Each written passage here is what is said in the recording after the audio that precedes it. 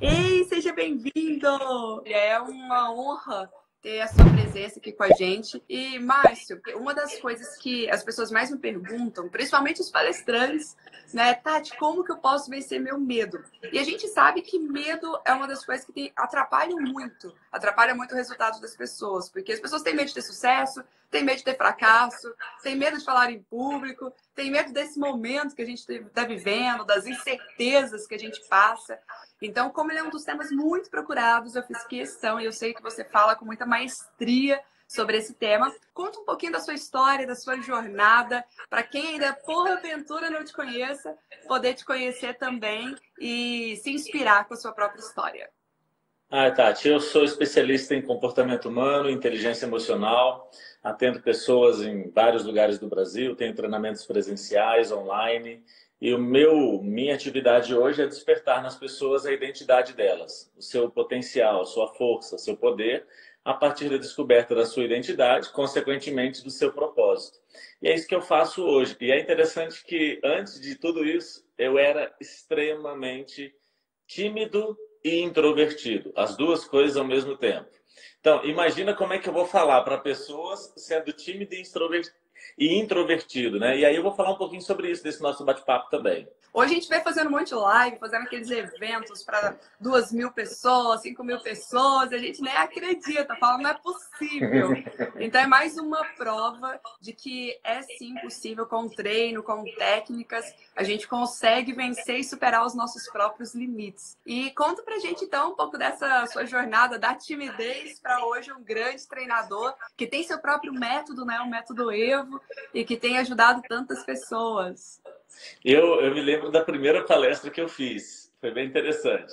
A primeira palestra que eu era oficial temporário do Exército e até então eu não tinha feito nenhuma palestra. Eu tinha mudado de unidade dentro do Exército e fui para uma unidade de auditoria. E por ter trabalhado muito tempo com licitações de contratos, o comandante dessa unidade de auditoria me chama na semana em que eu me apresento lá, ele diz assim, olha, semana que vem nós vamos ter um evento só para falar sobre licitações de contratos. E como você já trabalha há 6 anos com isso, eu queria que você falasse. Eu falei, legal. E quem é o público? Ele falou assim, os comandantes. Então, pessoas em uma patente superior, responsáveis por uma tropa, aquela coisa toda. E eu falei, quando que é? Ele falou assim, na semana que vem.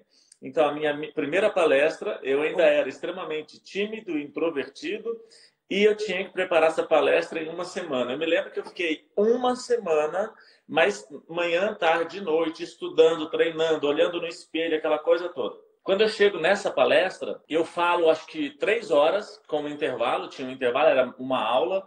Eu falo na mesma posição, um púlpito na frente, eu segurando o púlpito com as duas mãos assim, sem sair do lugar, sem soltar o púlpito, olhando sempre na mesma direção, por cima de todo mundo, aquela coisa horrorosa. Quando tudo terminou, eu falei assim, agora o meu comandante vem e vai me dar um esculacho, né? Vai me dar uma punição e tal, não sei o quê.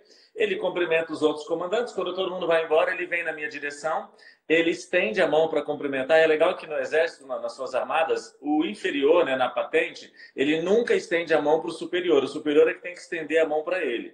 E aí ele vem na minha direção e eu espero. Ele estende a mão para mim, aí ele vira para mim e fala assim, a sua palestra não foi boa, porém, dá para ver na primeira palestra de alguém se ele realmente nasceu para fazer aquilo. E ele disse, mesmo não tendo sido boa a sua palestra, você nasceu para fazer isso. E aí eu acreditei. Eu acreditei naquela fala e me dediquei àquilo. E aí fui estudando, fui melhorando, e aí me tornei o que eu sou hoje a partir desse comando dado por ele. E aí é uma coisa interessante. O nosso cérebro ele é extremamente poderoso, altamente sugestionável. Nosso cérebro acredita na história que a gente conta para ele, acredita ainda mais na história contada por pessoas que nós temos intimidade. Então, naquele momento, mesmo eu sabendo que a palestra não tinha sido boa, eu decidi acreditar naquela história que ele contou, que eu tinha nascido para fazer aquilo. E foi a partir daquilo que eu alimentei a minha história de palestrante, de fazer eventos e tudo mais. Por isso que eu gosto do poder das histórias, sabe? Porque, Márcio, você foi falando e eu fui identificando vários insights, assim, sabe? Tipo, primeira semana, eu fiquei preparando a semana inteira, manhã, tarde e noite. Importância da preparação. Mas na hora que você falou uma semana, eu já fiquei assim. Eu falei, gente, é a primeira vez em uma semana. Porque eu falo muito para os palestrantes. Eu falei, gente, não dá para preparar uma palestra em uma semana. Eu falei, nossa, como que foi, né? A primeira palestra dele foi só se ele for muito talentoso e tiver tido sorte. E aí a gente vê. Realmente uma semana é muito pouco para treinar, preparar uma palestra, ainda mais quando é iniciante. Existe um estudo que fala que iniciantes precisam treinar 2 horas para cada 5 minutos de fala. Você vê, a palestra foi péssima, porque o tempo não foi suficiente. Só que ele enxergou em mim aquilo que eu não estava enxergando. Então, por que eu contei essa história? Porque para mim ela está diretamente relacionada a como vencer o medo. O medo, eu falo isso nos meus treinamentos, e assim, não tenho medo de falar, tá? O medo não existe, ele é fruto da nossa imaginação e foi criado a partir de histórias que nós ouvimos de pessoas que visualizaram o perigo. Então, o perigo é real, mas o medo foi criado a partir da história que foi contada sobre o perigo. Por que eu digo que o medo não existe? Porque ele não é parte da nossa programação original. Aí muita gente ouve isso e fala assim, peraí, mas e o medo que protege? Não, peraí. Etimologicamente, medo paralisa. E o que protege não é o medo, é a prudência. Então a própria Bíblia diz, né? Ser prudente como a serpente. Então a prudência faz parte da nossa programação original, mas o medo não. Uma criança que acabou de engatinhar, ela tem noção de alto e baixo, de animal perigoso, cachorro que morde? Não, ela não tem. Se deixar aquela criança, ela vai em direção ao pior animal da vida dela. Por quê? Porque ela não tem noção nenhuma. Então, ela não tem medo. Aí tem um conceito da neurociência que diz que o nosso cérebro ele só processa aquilo que nós conhecemos. Então, o desconhecido ele não pode ser processado pelo nosso cérebro. Então, por que eu tenho medo? Porque agora ele é conhecido. Mas como é que ele foi conhecido? Do jeito errado, por uma história mentirosa. Alguém viu o perigo, por exemplo, alguém entendeu que existe o pedófilo e disse, o homem do saco que pega crianças para fazer sabão. Contou uma mentira. Na minha cidade, lá no meu interior, lá onde eu nasci, onde eu fui criado, a gente contava, os pais contavam essa história. Só que quando você ouve o homem do saco que pega crianças para fazer sabão, a criança que ouve isso fica com medo. Para quê? Para não sair de casa.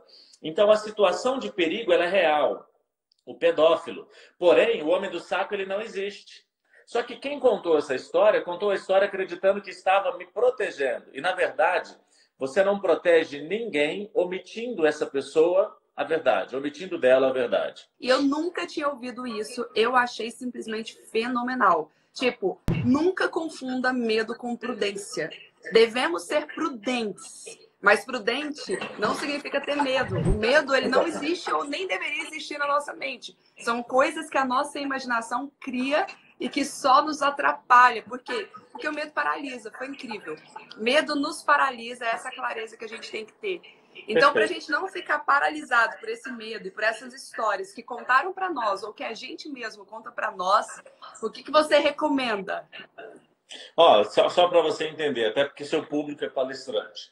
Qual a diferença do tímido para o introvertido? O introvertido ele é uma pessoa reflexiva que acredita que sua análise interior é mais importante do que a exterior. Por isso que ele se fecha.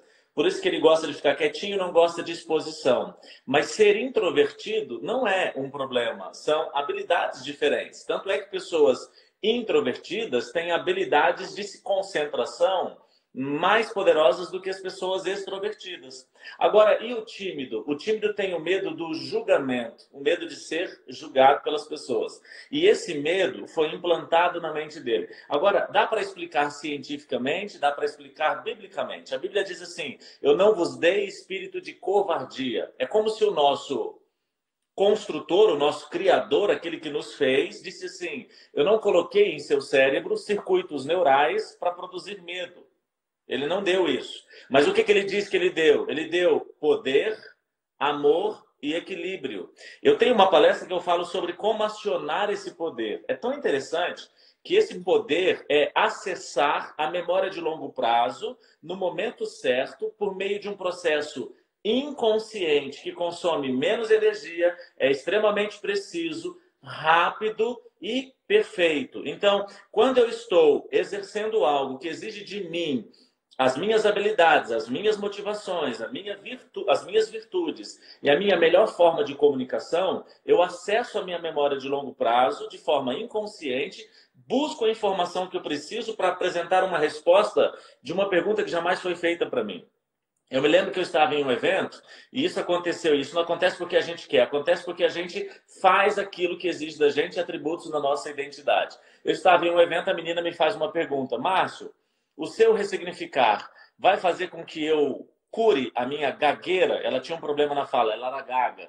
Nunca ninguém tinha perguntado aquilo e eu nunca tive um histórico de alguém que foi curado em um processo meu ressignificando e curado um problema de fala. E na hora meu cérebro foi lá no meu inconsciente, trouxe todas as informações e eu dei a seguinte resposta para ela. Eu disse assim: se você, nesse ambiente, ressignificar aquilo que deu origem a esse problema seu, você pode sim ser curado. 15 dias depois ela manda uma mensagem e fala: Márcio, tem 15 dias que eu estou falando perfeitamente. Eu só não mandei para você a mensagem porque eu achei que fosse uma cura temporária. Mas já tem 15 minutos depois, 15 dias depois do ressignificar, que eu já não tenho mais problema em falar. Então, quando nós acessamos o nosso inconsciente, nós agimos com poder. Mas poder é um dos atributos da nossa essência, a essência humana.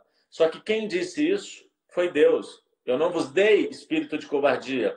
Eu não fiz você para sentir medo. Eu fiz você para ter poder. Então, o medo é um erro de percurso. Agora, aonde é que nasce esse medo, né? Esse é o grande dilema. Porque para vencer o medo, eu tenho que entender como é que ele entrou. Porque vai ser por onde ele vai sair. Quando as pessoas passam para a gente mentiras que nos fazem sentir medo, o nosso cérebro cria situações para nos proteger daquilo que nós temos medo. Então, eu tinha medo de me expor. Por medo de me expor, eu desenvolvi uma vergonha da minha voz. Lógico, se eu tenho vergonha da minha voz, eu não quero ouvi-la, eu não quero que os outros ouçam, então eu vou ficar quietinho. Aí eu era aquele que ficava quietinho no cantinho da sala, eu era aquele que não conversava com as meninas, eu era aquele que fugia das pessoas porque tinha medo do contato social. Isso já era o quê? Já era timidez. Mas a timidez tem como origem o medo, e o medo tem como origem uma história mentirosa que contaram sobre você. Gente, olha que louco isso, né? E isso eu vejo, é tão recorrente. Eu tenho conversado com vários alunos, inclusive, que falam assim, às vezes ele tem um ponto forte, uma qualidade, algo que todo mundo gostaria de ter. E aí a gente vai elogiar, a pessoa fala, você sabe que por muitos anos eu não gostava disso, eu tentava esconder isso. Por quê? Porque acreditou numa história que ele mesmo criou. Às vezes nem contaram para ele, às vezes ele mesmo criou na imaginação. Por exemplo, minha mãe tem os olhos azuis. E eu falo, meu Deus, eu queria ter os olhos azuis, por que você não me deu esses olhos e tal? E ela conta que na juventude ela odiava o olho azul, porque minha avó tem olho azul, meu tio tem olho azul, ela tem olho azul, e minha avó ficava falando assim, que queria ter o olho preto, que achava lindo o olho preto. E minha mãe achava que ter olho azul era muito feio, que o olho preto era muito mais valorizado pelas pessoas. Olha que criação que a gente coloca na mente. Então, às vezes, você olha uma pessoa linda, com talento, você acha que ela está aproveitando esse talento? Nem sempre. Às vezes, ela nem tem noção do talento e como que ela poderia potencializar isso para ela, sabe? Então, é muito doido isso. É a mesma questão da voz. E como que faz, então, para sair desse medo? Bom, a gente precisa entender vários conceitos da própria neurociência, tá? Se eu acabei de explicar que o nosso medo vem a partir de uma história, então olha só, o nosso cérebro é extremamente poderoso, altamente sugestionável e acredita na história que a gente conta para ele. Acredita ainda mais na história contada por pessoa que nós temos intimidade. E aí uma dica, tenha intimidade, porém com poucas pessoas, porque intimidade é a chave que você dá para as pessoas acessarem suas emoções. E as nossas habilidades emocionais, elas não são desenvolvidas ao longo do tempo. Elas são desenvolvidas pelos estímulos que nós recebemos. Exemplo, maturidade é uma habilidade emocional, mas a maturidade não vem com o tempo. Tem gente que diz, não, com o tempo a gente fica maduro. Se ficasse, não cometia os mesmos erros duas vezes. Se você fosse capaz de aprender com aquilo que você faz o tempo todo, você não errava duas vezes na mesma coisa. Então, você pode aprender com seus erros, mas não vai necessariamente aprender. Tanto é que tem gente que não aprende. Então, eu posso aprender. Agora, com o tempo, a gente fica velho, não fica maduro. Maduro a gente fica com os estímulos que a gente recebe. Por isso que tem pessoas de 20 anos que têm mais maturidade do que pessoas de 40. Então, a gente tem que tomar cuidado com os estímulos. Lembrando que esses estímulos, o nosso cérebro acredita, principalmente quando ele vem de pessoas íntimas. Outra coisa. O nosso cérebro, ele não é capaz de discernir entre realidade e fantasia, a não ser que ele conheça a realidade. Nosso cérebro não é capaz de discernir entre verdade e mentira, a não ser que ele conheça a verdade. Na década de 90 do século passado, a polícia americana, ela usava um processo de regressão para concluir investigações criminais. A pessoa não sabia quem era o agressor, eles colocavam ela em transe, acessavam o inconsciente e buscavam nas lembranças dessa pessoa quem era o agressor e colocavam aquilo no processo. E muitas vezes prendiam o agressor. Anos depois, descobriram que essa lembrança, nem sempre, essa lembrança inconsciente, que era resgatada pelo processo de hipnose, nem sempre era uma lembrança real. Era uma fantasia, às vezes. E aí perceberam que o cérebro não discerne entre realidade e fantasia. Na mente da pessoa que acreditava que tinha sido agredida, os efeitos eram os mesmos. Só que para passar para um processo de investigação, isso poderia gerar alguma injustiça. Então, pararam de usar esse processo. Agora, a intimidade gera na pessoa que você deu intimidade acesso às suas emoções. Suas emoções são desenvolvidas a partir dos estímulos. Seu cérebro acredita na história que foi contada, principalmente por pessoas íntimas. Então, por onde entrou o medo se você nasceu sem medo? Pelo papai e pela mamãe, pelas pessoas que você teve a primeira intimidade. Agora, o que eles passaram para você? Problemas que eles foram incapazes de resolver, pensando em te proteger e impedir que você vivesse uma experiência que eles viram que não foi boa, eles contaram uma história mentirosa a respeito do perigo. Exemplo, filha, cuidado, viu, filha? Homem é tudo igual. Não, homem não é tudo igual, mas talvez os que a mamãe colocou na vida dela foram todos iguais. Mulher é tudo igual? Não, não é tudo igual, mas talvez as mulheres que você conviveu foram todas iguais. Mas com medo da filha, do filho, passar pelo mesmo problema, a mamãe contou uma história pensando que ele ia se proteger. Contou uma mentira, hoje ele tem medo de se relacionar, medo de se entregar, medo de falar em público porque ouviu que seria julgado, por exemplo. Então, timidez tem como origem o medo, e o medo pode ser vencido. Quando a gente puxa na raiz, a gente consegue resolver. E por que os nossos pais são as pessoas que mais contribuem para isso? Porque são as pessoas que a gente mais tem intimidade, que são as pessoas que a gente mais conviveu. E conviveu lá atrás, né, na infância, quando ainda não tinha também muito julgamento, quando não tinha muita clareza das coisas. Então é muito legal a gente ter clareza de tudo isso. E agora que a gente já tem clareza que muitas coisas vêm do nosso pai, vêm da nossa mãe, o que a gente precisa fazer para conseguir destravar e vencer esses medos? É a coisa mais simples do mundo. Vamos lá. Se o medo entrou por uma história mentirosa, o medo vai embora por uma história verdadeira. Então agora eu vou contar histórias contrárias. Vamos supor que alguém disse para você que você não pode abrir uma empresa. Então contou uma história. Filha, vovô sempre quis ser empresário, vovô abriu uma empresa. Só que o fato dele ter aberto uma empresa fez ele perder tudo que tinha, a gente passou fome. Olha a sua mente associando abrir uma empresa a fome. Hoje você tem aquela ideia de abrir uma empresa e não consegue. Eu costumo dizer que pessoas que ouviram histórias mentirosas na infância, eles sonham grande e realizam pequeno. Por quê? Porque eles têm dentro deles o desejo de ser grande, mas a história mentirosa que foi contada impede eles de serem grandes, ou seja, de entrar em ação de forma grandiosa. O que é zona de conforto? Tem muita gente que diz que zona de conforto é um lugar de pessoas que têm medo de fazer algo novo. Isso é mentira. Zona de conforto não é um lugar de pessoas que têm medo de fazer algo novo. Zona de conforto é um lugar de pessoas que têm medo de que tudo aconteça de novo. E o que acontecer de novo? A frustração, a dor, o fracasso, aquilo que já aconteceu, mas nem sempre aquilo aconteceu com a gente. Talvez aconteceu com alguém íntimo da gente e essa pessoa, sem perceber, sem maldade, transferiu isso para a gente por uma história mentirosa para nos proteger. O que a gente faz? A gente conta uma história verdadeira. Então, se eu cresci ouvindo que não posso abrir uma empresa porque alguém abriu e quebrou e o melhor é passar em concurso, não que passar em concurso seja um problema, até porque minha esposa é servidora pública. Eu fui e hoje eu sou empresário. São escolhas individuais. Só que agora eu tenho essa história de que passar em concurso é ruim e eu quero passar em concurso. O que eu vou fazer? Eu vou alimentar a minha mente com histórias verdadeiras de pessoas que passaram em concurso e são felizes. Ah, eu acho que eu não posso falar em público. Então é o seguinte, eu vou ouvir histórias de pessoas que achavam que eles não iam falar em público, hoje falam em público e são pessoas prósperas. Alimente a sua mente com a verdade. A sua mente pode ter a mentira, mas quando você coloca a verdade dentro dela, deixa que o resto, o cérebro vai fazer sozinho. Por quê? Porque o cérebro é um presente de Deus, ele é perfeito e ele vai concluir com a escolha certa. Eu exercito muito isso. Quais são as histórias que eu quero contar para mim, que eu quero acreditar, que eu quero ressignificar? E a gente tem muito hábito de generalizar as coisas. Então, minha irmã foi traída, significa que eu vou ser traída também. Não, essa é a história dela. E provavelmente ela teve também alguma contribuição ou aconteceu alguma coisa, mas é a história dela, não precisa se repetir, não precisa ser a história de todo mundo. Então a gente tem muito o hábito de generalizar quando as coisas dão errado na família ou quando dá errado com a gente. Aí a gente pensa, eu não sirvo para fazer isso.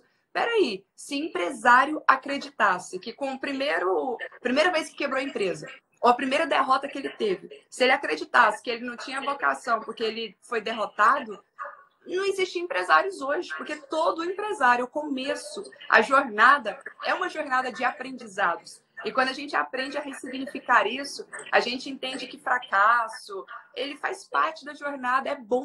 A gente aprende a ver com bons olhos. Que bom, eu aprendi, eu criei casca, eu criei músculo. Não tem como aprender se não for com esses fracassos, com essas derrotas, com erros. Nós somos seres humanos e somos suscetíveis a isso. Então, quando a gente percebe que está tudo bem errar, e isso é um crescimento, fica muito mais fácil, fica muito mais leve. O que eu trabalho?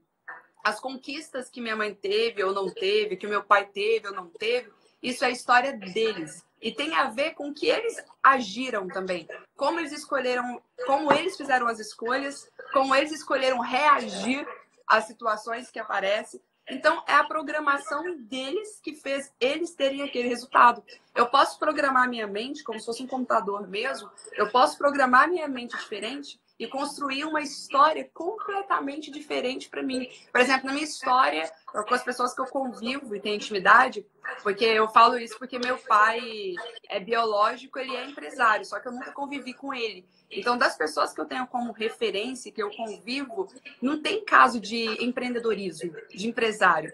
Quando eu entrei para empreender, nossa, eu fui me deparando com tantas coisas e eu tive que fazer empréstimo no banco.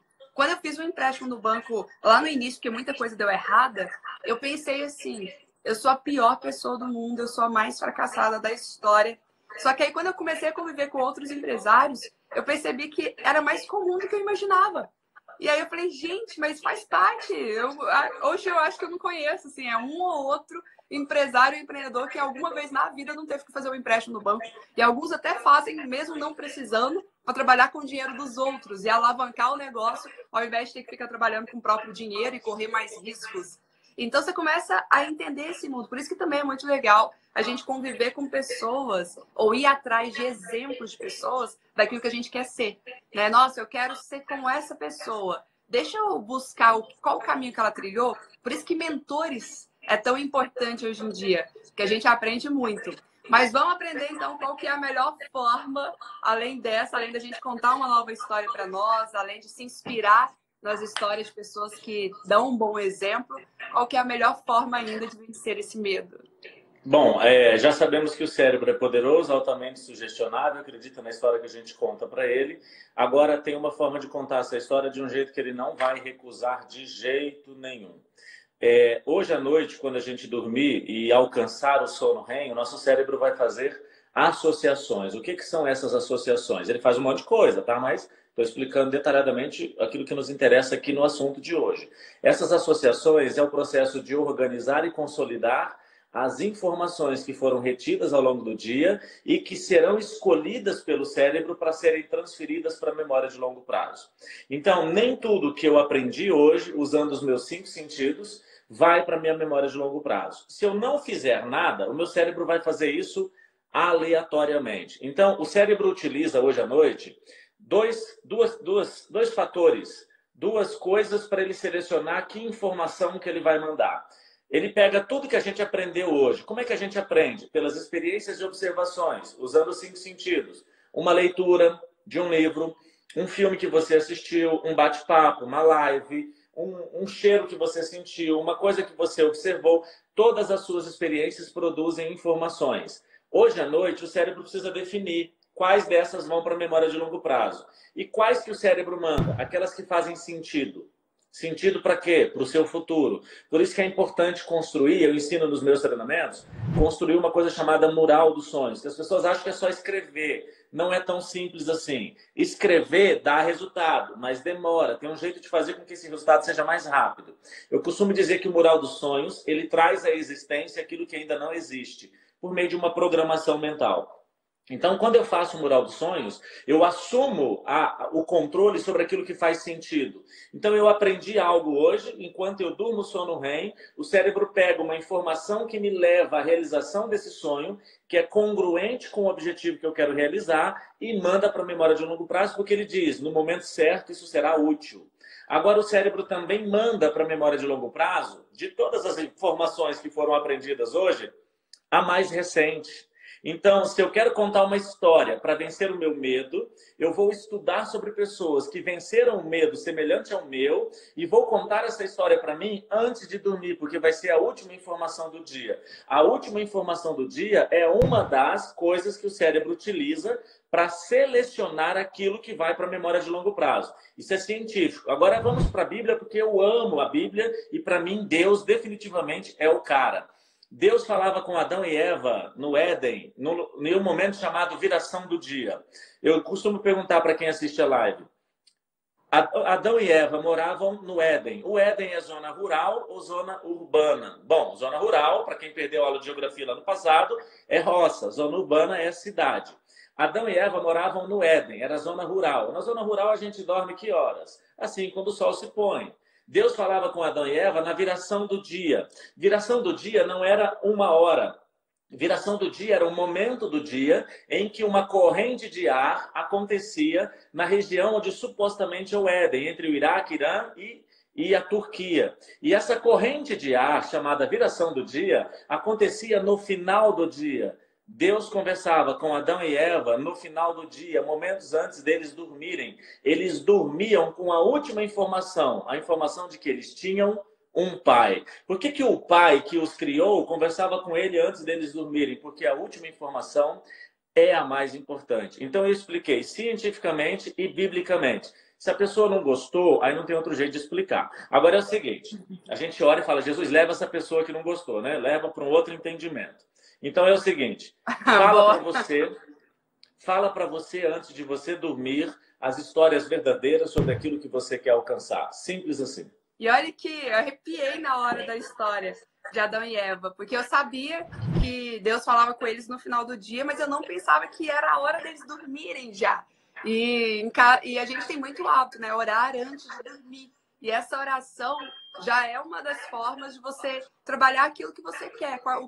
Só que muitas pessoas oram errado. Muitas pessoas às vezes oram reclamando, lamentando, tal. É uma forma errada de orar. Orar é você realmente pedir a Deus aquilo que você quer, o que Ele quer para sua vida. Mas você mentalizando os seus sonhos, planos, o mural dos sonhos, você traz à tona antes de dormir e dorme e sonha com isso. E é muito poderoso mesmo, assim. Isso é um assunto que dá para a gente ficar aqui o dia inteiro falando sobre ele, pela profundidade que ele tem e principalmente pelo impacto que ele gera na vida das pessoas. Se as pessoas começarem a exercitar, a praticar isso diariamente, elas vão perceber um salto, um avanço exponencial na vida, em todos os aspectos. Isso se aplica à vida pessoal, isso se aplica à vida profissional. É só começar a experimentar esse processo no dia a dia.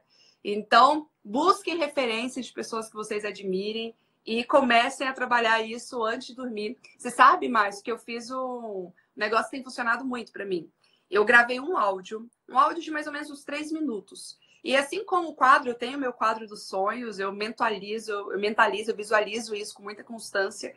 E além do quadro dos sonhos, eu gravei no áudio tudo que eu quero para minha vida.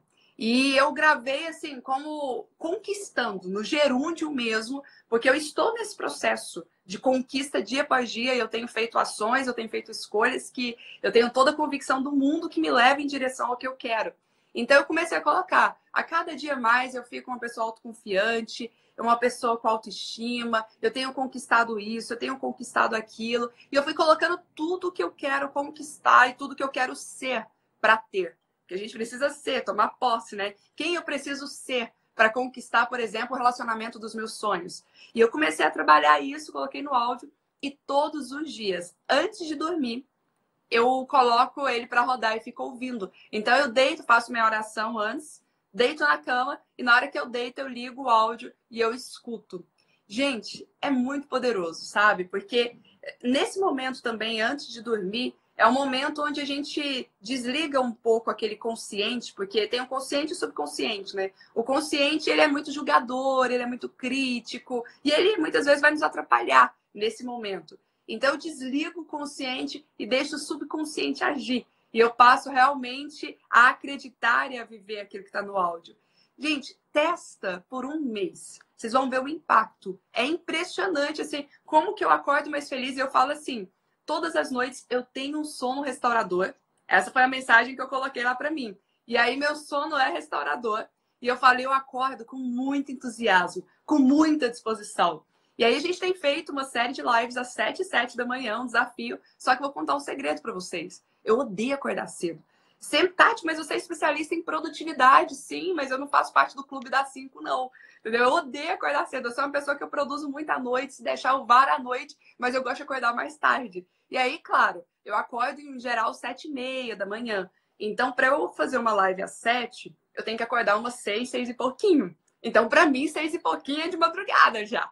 E para eu conseguir acordar, e muitas pessoas perguntam, nossa, e você vem com entusiasmo, você vem com energia, tal. Eu já venho trabalhando isso. Eu acordo com muita energia, com muita disposição. E isso tem feito, assim, tem gerado resultados notáveis na minha vida. Então, experimentem fazer essa questão do áudio também. O que você acha que foi o ponto fundamental, pode ser em uma palavra ou em uma frase, que te fez chegar até aqui? Para mim, o ponto fundamental, eu até falo isso em algumas palestras que eu ministro, foi quando eu fiz a minha primeira viagem internacional, o avião balançou, eu fiquei com medo de morrer, e aí eu fui procurar ajuda, procurar em pessoas próximas e mentores, por que eu estava com tanto medo de morrer. E nessa busca de por que tanto medo de morrer, porque eu não sabia que eu tinha tanto medo de morrer assim, eu ouvi uma frase que me fez parar para pensar. Ele falou assim, seu medo de morrer é porque provavelmente você ainda não está cumprindo aquilo que a sua identidade foi formada para cumprir. Foi nesse momento que eu comecei a ouvir sobre identidade, vocação, propósito, e eu era servidor público federal, estabilizado, especialista em regulação da Agência Nacional de Transportes Terrestres, e salário de R$ 14.000, que para mim era muito dinheiro. E aí eu tive que pedir licença do serviço público, buscar onde eu queria, buscar aquilo que realmente ia me fazer feliz, e foi nessa busca que eu descobri hoje o que eu faço. Agora, se o avião não tivesse balançado, eu estaria até hoje lá. Eu até falo isso nos meus treinamentos, que hoje o meu papel é balançar o avião das pessoas, para que elas parem para refletir um pouquinho sobre elas. Será que está valendo a pena? Será que você está fazendo aquilo que você nasceu para fazer? E quando eu percebi isso, as pessoas começaram a me procurar. E as que eles mais me perguntam me ajuda a descobrir o meu propósito. É isso que eles mais me perguntam. E é uma coisa extremamente simples. Você já pensou em desistir alguma vez? Eu acho que várias vezes por dia no início. E agora, várias vezes por semana. Gente, vontade de desistir é natural. Porque quando o fracasso vem, a gente é refém do nosso último evento. Então, aquele último evento provoca uma sensação. Se você não acessar as lembranças de vitórias anteriores, você vai ficar refém daquele momento. Então, mesmo que você tenha habilidades para acessar as vitórias anteriores, quando o fracasso vem, ele produz um sentimento. Então, naquele momento daquele sentimento, pode vir a vontade de desistir. Cabe a você agora, acessar as vitórias anteriores. É por isso que o processo de levar para a memória de longo prazo as informações corretas é importante. Quando eu estou diante de um momento de fracasso, de frustração, a primeira coisa que vem é desânimo. Mas eu rapidamente o quê? acesso a minha memória de longo prazo, busco as vitórias do passado e digo, calma, eu já venci. Então, se eu venci no passado, eu vou vencer. Eu me lembro da história de Davi e Golias. Quando Davi matou Golias, ele pega a espada de Golias e leva para a tenda dele. Por que ele leva a espada de Golias para a tenda? É como se ele estivesse colocando na parede, em um quadro. Eu acredito que isso funciona como? Quando ele tiver um outro problema, a mente dele vai falar, calma, eu já matei até o gigante dono dessa espada. Que problema é esse? Mas por que a gente precisa fazer isso? Porque nós somos refém, emocionalmente, da nossa última história. Então, se aquela última história foi de fracasso, a vontade de desistir é um processo natural. Vontade. Mas você não pode desistir. Então, vai lá e busca a sua história de sucesso, de vitória e muda esse sentimento. Fenomenal, fenomenal. E olha que eu faço muito isso com relação à palestra, porque eu também sou uma pessoa muito tímida, viu, Márcio? Eu era travada, eu falo que eu era bicho do mato, eu era bicho do mato ali. Não interagia com ninguém na escola. Época de faculdade, o pessoal nem sabia quem era eu na turma. Alguns falaram assim, você sabe que a Tati de Ângelo já estudou com a gente? Estudou? Estudou com a gente? Quem lembra de mim fala assim, que transformação foi essa? Sabe? Nem parece a mesma pessoa. E uma das coisas que eu faço todas as vezes que eu vou palestrar, o frio na barriga ainda existe, a vontade de fugir ainda existe, mesmo palestrando tantos anos e para tanta gente. O que eu faço? Eu lembro das vezes que eu palestrei em grandes eventos, eu lembro dos aplausos, eu lembro dos aplausos de pé, e eu vou me alimentando disso. Minutos antes de entrar no palco, eu me alimento das vitórias anteriores que eu tive e eu falo, é isso, me empodero, vamos embora. E aí a gente vai com tudo e aí a gente atrai, consegue outras vitórias, outros aplausos. É tão legal isso que você falou. Eu estava em São Paulo ano passado para fazer o meu treinamento. E aí a gente está lá dentro fazendo a passagem da música minutos antes. E aí a minha gestora de marketing chega com o celular para gravar uns stories. Falando assim, vamos gravar os bastidores. Aí, beleza. Aí ela chega e fala, o que você está sentindo? Eu falei assim, vontade de cagar, dor de barriga, vontade de ir pro banheiro, sair correndo, porque eu tô com vontade no banheiro, tô com dor de barriga. Pronto. Eu falei, dessa próxima vez você não pergunta isso, eu vou falar o que eu estou sentindo. E é comum, quando eu estou diante de uma palestra, assim, dar essa vontade, é natural. Eu também, eu sinto dor de barriga. O dia que essa vontade passar, perdeu a graça, perdeu a emoção, ficou mecânico, sabe? Perdeu a energia. Exatamente. Eu falo muito para os alunos, até a Fernanda Montenegro, uma vez numa entrevista, ela falou que até hoje ela sente frio na barriga. Gente, Fernanda Montenegro, se ela sente frio na barriga para entrar para pisar num palco, para uma peça de teatro, quem sou eu, entendeu? É muito natural sentir o frio na barriga, dor de barriga. É porque sentir frio na barriga é para pessoas elegantes como você. Eu já sou um ogro, é vontade de cagar mesmo, de ir no banheiro. Vontade de cagar, foi ótimo. Você trouxe a real, entendeu? Porque, na verdade, o frio na barriga vem na consequência, vem a vontade de ir ao banheiro. Cadê fulano? Tá no banheiro, tá? Sucesso, Márcio. Muito, muito obrigada pela contribuição. Foi incrível. Anotei um monte de coisas aqui pra mim. Vou aplicar ainda mais. Aprendi demais, viu? Obrigada. Obrigado, Tati. Tudo de bom para você. Muito sucesso, viu?